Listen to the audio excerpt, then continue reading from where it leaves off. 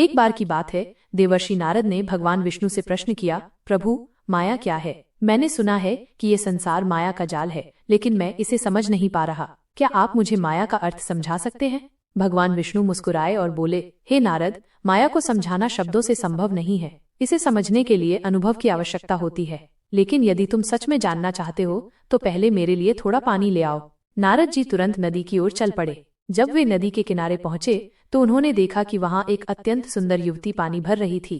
उसके रूप और सौंदर्य को देखकर नारद मोहित हो गए। वे धीरे धीरे उसके पास गए और बातचीत करने लगे। नारद जी को उस युवती से प्रेम हो गया। उन्होंने उसके पिता से विवाह का प्रस्ताव रखा, जिसे खुशी खुशी स्वीकार कर लिया गया। नारद जी का विवाह धूमधाम से हुआ और वे अपनी पत्नी के साथ गांव में बस गए। समय बीतता गया। नारद जी के घर में खुशियां थीं। उन्हें एक पुत्र की प्राप्ति हुई। फिर कई वर्षों में उनके कई संतानें हुईं। नारद जी अब एक प्रेमपूर्ण पिता, दादा और परदादा बन चुके थे। वे अपने परिवार के साथ सुखमय जीवन बिता रहे थे। लेकिन समय ने करवट ली। अचानक एक दिन काले बादल घिर आए, तेज बारिश होने लगी, नदी का जलस्तर बढ़ने लगा। धीरे धीरे पूरा गांव पानी में डूबने लगा। नारद जी का घर, उनका परिवार, उनकी संतानें, सब कुछ बाढ़ में बह गया।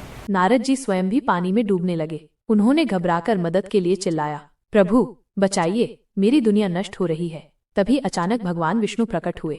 उन्होंने नारद जी का हाथ पकड़कर उन्हें पानी से बाहर निकाला।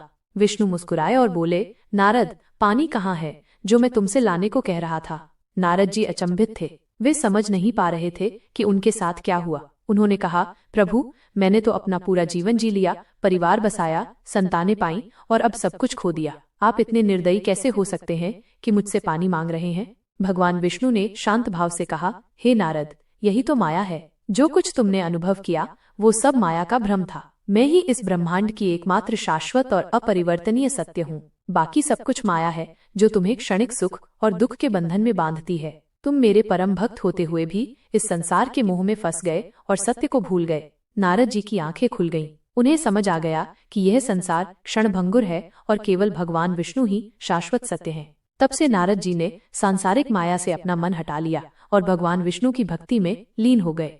सीख, यह कहानी हमें सिखाती है कि यह संसार केवल माया का भ्रम है। हम जो कुछ भी देखते, अनुभव करते और भोगते हैं वो अस्थायी है। केवल ईश्वर ही शाश्वत और सच्चा है। अगर आपको ये कहानी पसंद आई हो तो वीडियो को लाइक करें और चैनल को सब्सक्राइब करें।